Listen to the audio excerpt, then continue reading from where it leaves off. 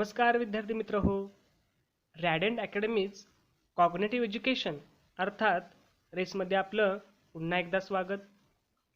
विद्यार्थी मित्र हो, आपण इयत्ता 8वी विषय विज्ञान या विषयातील आपला जो पहिला टॉपिक आहे living world and classification of microbe म्हणजे सजीव सृष्टी आणि सूक्ष्मजीवांचं वर्गीकरण हा घटक अभ्यासत होतो. यापूर्वी आपण biodiversity and need of classification म्हणजे जैवविविधता आणि वर्गीकरणाचं महत्त्व अभ्यासलेलं आहे. त्याचबरोबर विटाकरची जी पंचसृष्टी आहे ती सुद्धा अभ्यासलेली आहे. आज आपल्याला एका नवीन घटकाचा अभ्यास करायचा आहे.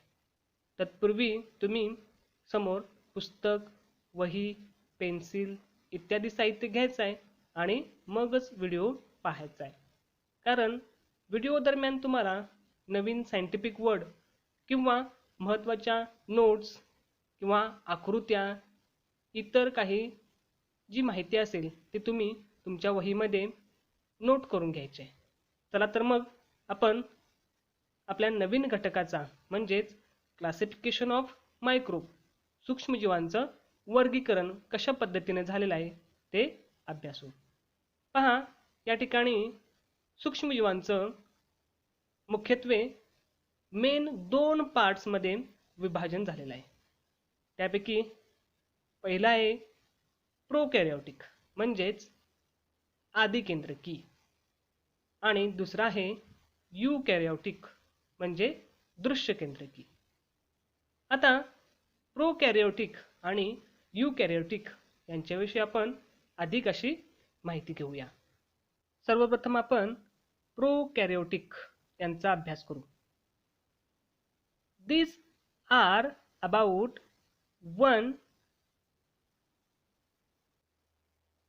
to 10 मायक्रोमीटर म्हणजे त्यांची जी साईज असते ती 1 ते 10 मायक्रोमीटर एवढे असते. दुसरं वैशिष्ट्य पहा, they don't have mitochondria and plastids म्हणजे असे जे सजीव आहेत त्यांच्यामध्ये तंतुकणिका आणि हरित लवके ही ॲब्सेंट असतात. आणि third one is number of chromosomes are only 1 म्हणजेच गुणसूत्रे ही फक्त संख्या त्यांची ही एकच असते. यानंतर आपण यूकॅरियोटिकचा अभ्यास करू. त्यांचं जे आकारमान असतं तर ते 5 to 100 मिलीमीटर म्हणजेच मायक्रोमीटर एवढं असतं. दे हॅव मायटोकॉन्ड्रिया म्हणजे त्यांना तंतुकणिका असतात. अल्सो विथ प्लास्टिड्स म्हणजे हरित लवकेही प्रेझेंट असतात.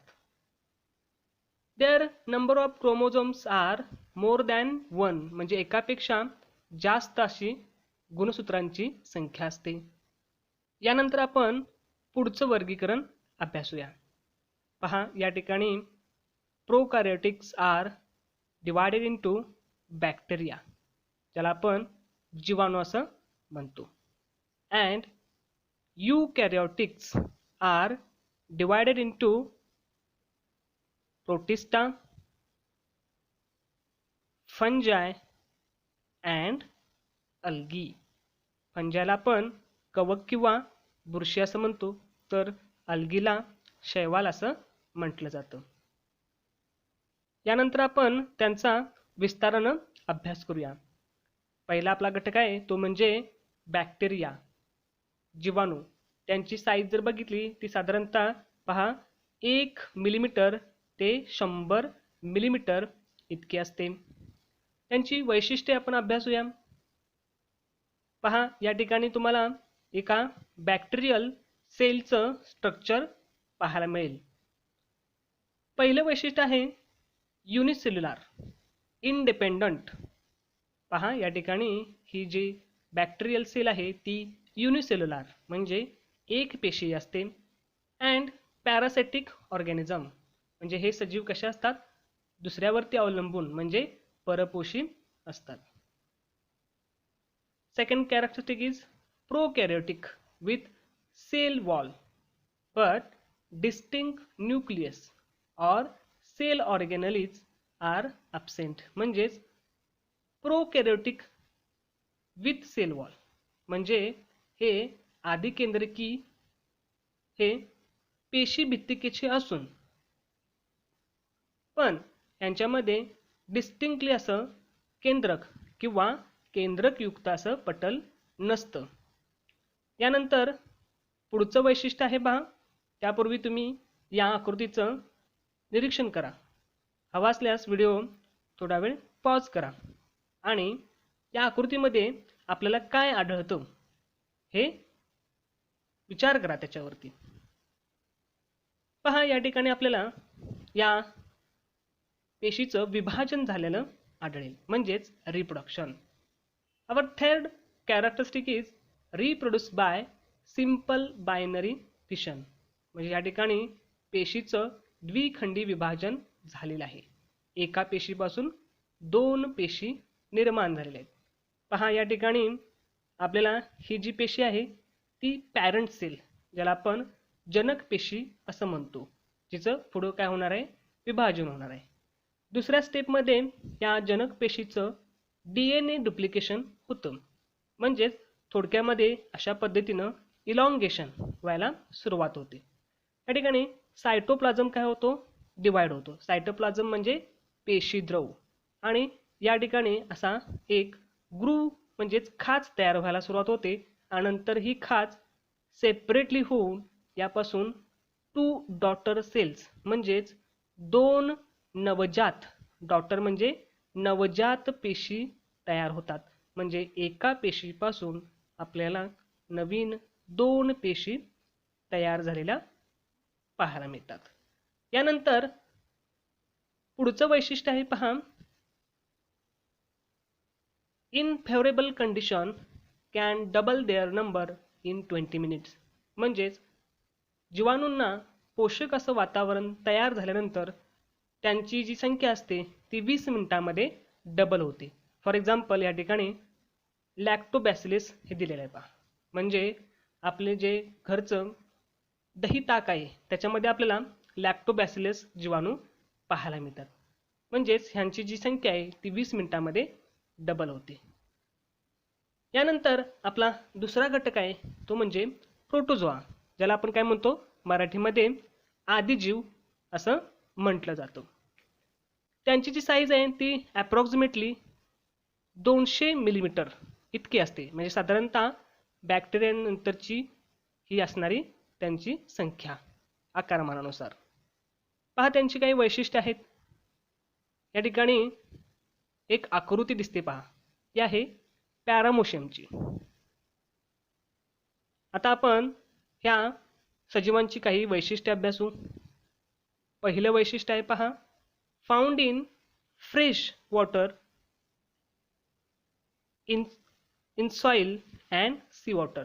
म्हणजे आपल्याला हे मातीमध्ये आढळतात, फ्रेश वॉटरमध्ये आढळतात, as well as C water म्हणजे खाऱ्या पाण्यामध्ये सुद्धा आढळतात.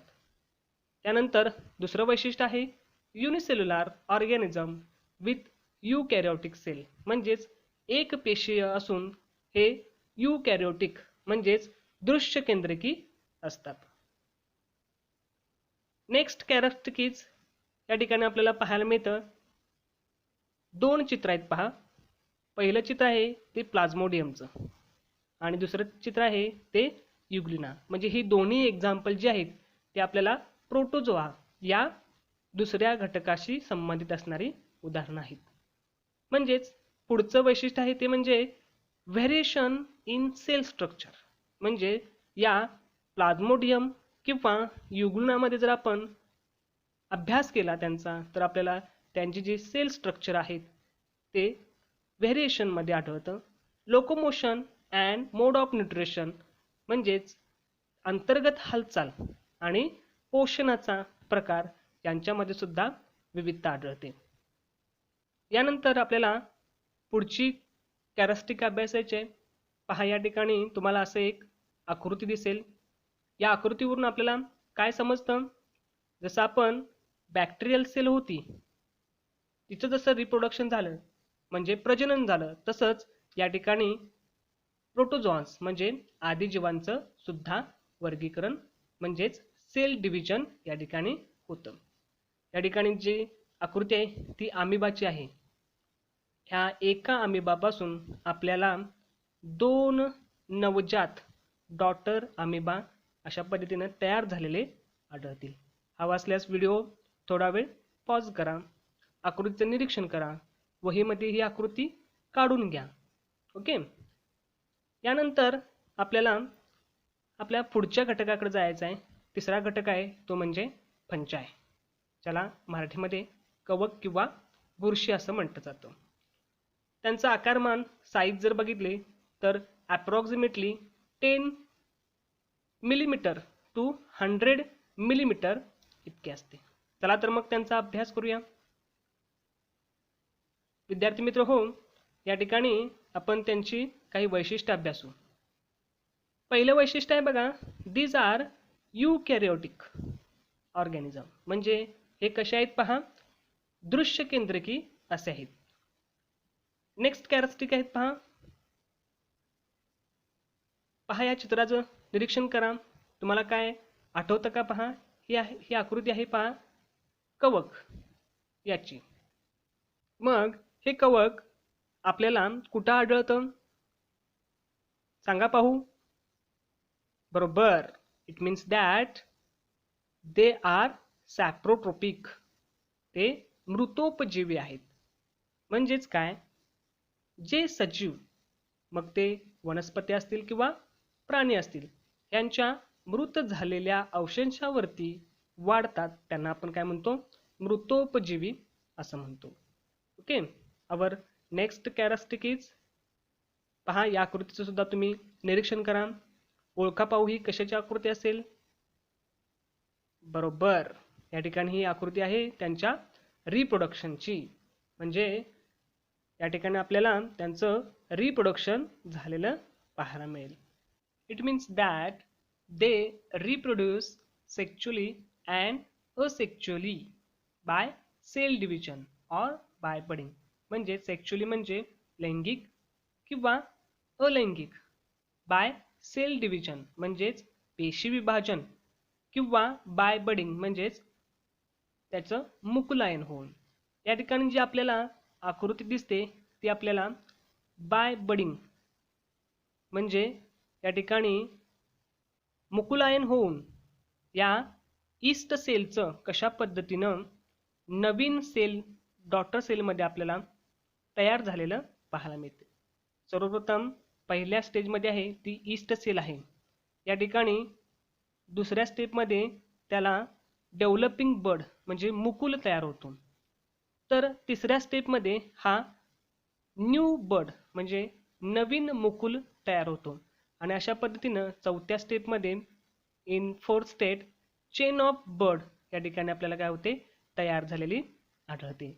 आणि अशा पद्धतीनं बाय बडिंग या ठिकाणी आपण कशी ईस्ट सेल म्हणजेच फंजायचं रिप्रोडक्शन होतं अभ्यासलं. यानंतर आपण आपल्या पुढल्या घटकाकडे वळूया. पहा या ठिकाणी आपला चौथा घटक आहे तो म्हणजे अल्गी, ज्याला आपण मराठीमध्ये शैवाल असं सुद्धा म्हणतो. Their size about approximately 10 millimetre to 100 millimetre, त्याला आपण मायक्रोमीटर असं पण म्हणू शकतो. त्यांच्या काही वैशिष्ट्यांचा आपण अभ्यास करू. पहा या ठिकाणी आपल्याला एक नवीन डायग्राम दिसते, त्या चित्राचं तुम्ही निरीक्षण करा. ही डायग्राम आहे पहा क्लॅमिडोमोनास या अल्गीची. त्याची आपण काही वैशिष्ट्य अभ्यासू. पहा अल्गीचं पहिले वैशिष्ट्य आहे दे आर ॲक्वॅटिक, म्हणजे ते पूर्णतः जलीय असतात, पाण्यामध्ये राहणारे. नेक्स्ट कॅरेक्टरिस्टिक इज यूकॅरियोटिक, म्हणजे ते दृश्यकेंद्रकी, युनिसेल्युलर म्हणजे एकपेशीय, आणि ॲटोट्रोफिक असतात, म्हणजेच they can make their own food, स्वतःचं अन्न स्वतः तयार करू शकतात. ओके, पहा या ठिकाणी आपण आणखी एखाद्या अल्गीचं उदाहरण पाहू. पहा हे आहे क्लोरेल्ला. आता अल्गीचं तिसरं वैशिष्ट्य आहे ते म्हणजे क्लोरोप्लास्ट, ज्याला आपण मराठीमध्ये हरित लवके म्हणतो. हे हरित लवके प्रेझेंट असतात अल्गीमध्ये. Okay, it means that chloroplast present in the cell of algae. म्हणजेच या ठिकाणी आपण अल्गी या घटकाचा अभ्यास करूया. आता आपण पुढच्या घटकाचा अभ्यास करूया, तो म्हणजे व्हायरसेस, ज्याला आपण विषाणू असं म्हणतो. Organisms at the edge of living and non living things, म्हणजेच असं सजीव की ज्याला आपण एका ठराविक टप्प्यावरती सजीवी असं म्हणू शकत नाही किंवा निर्जीव असं सुद्धा म्हणू शकत नाही. Their size about approximately 10 nanometre to 100 nanometre, म्हणजेच मायक्रोमीटरपेक्षा अगदी लहान असं एकक जे आहे ते म्हणजे नॅनोमीटर. चला तर मग त्यांची काही वैशिष्ट्ये आपण अभ्यासू. पहा या ठिकाणी आपल्याला या ठिकाणी एका व्हायरसचं मायक्रोस्कोपिक स्ट्रक्चर पाहायला मिळतं. वैशिष्ट्य पहा, व्हायरसेस आर एक्स्ट्रीमली मायन्यूट, म्हणजेच त्यांचं जे आकारमान आहे ते एकदम लहान असतं, म्हणजे ते मायन्यूट असतं. Okay, our next characteristic is, student can you identify this figure? Yes, ही फिगर आहे पहा कोविड-19 म्हणजे कोरोनाची. या ठिकाणी आपण स्ट्रक्चरची रचना बघितली तर viruses is a long molecule of DNA covered by protein coat, म्हणजेच व्हायरसेस जे असतात त्यांचे जे काही बाह्य आवरण असतं तर ते प्रथिनांच्या पासून बनलेलं असतं. पहा या ठिकाणी जे आपल्याला कोटिंग दिसतं ते स्पॉटमध्ये, येलो स्पॉटमध्ये दिसतं ते ई प्रोटीन आहे. त्यानंतरचं जे स्ट्रक्चर आहे ते म्हणजे एस प्रोटीनचं, आणि पुढचं जे प्रोटीनेस मटेरियल आहे ते म्हणजे एम प्रोटीन. म्हणजे अशा पद्धतीनं virus is made from proteinous coat. Okay, आपण पुढच्या काही वैशिष्ट्यांचा अभ्यास करूया. या ठिकाणी आपल्याला व्हायरस जी सेल आहे तिचं रिप्रोडक्शन, थोडक्यामध्ये डुप्लिकेशन, त्याला आपण रिप्लिका असं आपण म्हणतो, ते कसं होतं या डायग्राममध्ये स्पष्ट होईल. हवा असल्यास व्हिडिओ थोडा वेळ या ठिकाणी पॉज करा आणि ही प्रोसेस समजून घेण्याचा प्रयत्न करा. म्हणजेच viruses survive only in living plant or animal cell, म्हणजे जो विषाणू आहे तो एकटा जिवंत राहू शकत नाही. तो काय करतो पहा, या ठिकाणी होस्ट म्हणून एखादी प्लांट सेल किंवा ॲनिमल सेल निवडतो आणि त्या ठिकाणी त्याची वाढ होते. It means that create their numerous replica, म्हणजेच स्वतःसारखेच पॅटर्न, म्हणजे ज्याला आपण काय म्हणतो स्वतःसारखाच जीव आपल्याला तो तयार करताना या ठिकाणी असा आढळतो. पहा या ठिकाणी आपल्याला एका व्हायरसेस पासून त्यांच्या काही रिप्लिका या ठिकाणी आढळतात. मग अशा व्हायरसेस पासून सजीवांना काही धोके असू शकतात का? पहा या ठिकाणी या दोन्ही चित्रांचं निरीक्षण करा. तुम्हाला या चित्रामध्ये काय आढळतं पहा. पहा या ठिकाणी viruses cause many disease to plant and animal, म्हणजे व्हायरसेस पासून आपल्याला बरेच प्रकारचे जे रोग असतात ते रोग या ठिकाणी अशा पद्धतीनं प्लांटना आणि ॲनिमल सेल्सना डॅमेज करत असतात. म्हणजेच viruses are harmful to plant as well as animal. Okay, या ठिकाणी आपण सजीवांचं वर्गीकरण म्हणजेच या घटकातील जो क्लासिफिकेशन ऑफ मायक्रोब म्हणजे सूक्ष्मजीवांचं जे वर्गीकरण आहे ते या ठिकाणी अभ्यासलं. Student, see this video for many times and try to understand this concept. म्हणजेच हा व्हिडिओ पुन्हा पुन्हा पहा आणि यात दिलेल्या ज्या काही कन्सेप्ट असतील तर त्या अभ्यासाचा प्रयत्न करा. ज्या काही आकृत्या असतील त्या आकृत्या आपल्या वहीमध्ये काढा आणि त्यांचा अभ्यास करा. पुढच्या पाठामध्ये आपण एका नवीन घटकाचा अभ्यास करू. तोपर्यंत धन्यवाद.